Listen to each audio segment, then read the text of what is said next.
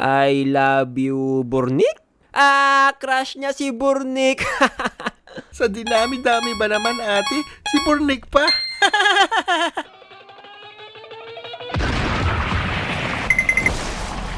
Ano bang ginagawa niyo dyan? Tara na, uwi na daw tayo, sabi ni Mama. Ha? Maaga pa. Kaya nga nagkukulik pa ako ng shells doon Ay, magsipagpalit na kayo, uwi na tayo. Baka magabihan pa tayo sa daan. Ayoko talaga sumasama sa mga outing ng matatanda dati kasi potek yan, babiyahe kayo ng malayo tapos ilang oras lang kayo mag-e-enjoy.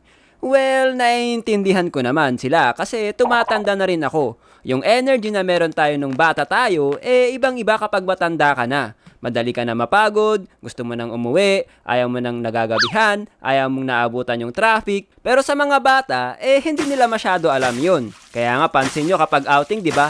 May mga batang umiiyak kapag pinapaahon mo na sa swimming pool. Kasi gusto pa nila mag-enjoy, hindi pa sila pagod.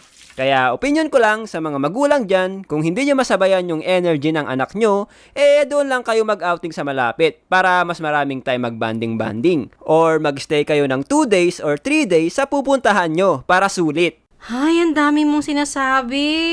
Mag-impake na kayo, ilagay nyo na sa plastic yung mga basang damit nyo. Ma, nawawala yung brief ko.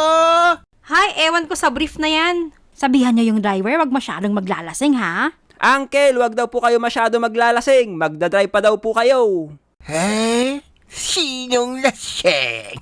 Ako laseng? Nagkakamali ka ba? Hindi pa ako laseng. Tsaka bakit uwi na tayo kagad? Maaga pa lang nga.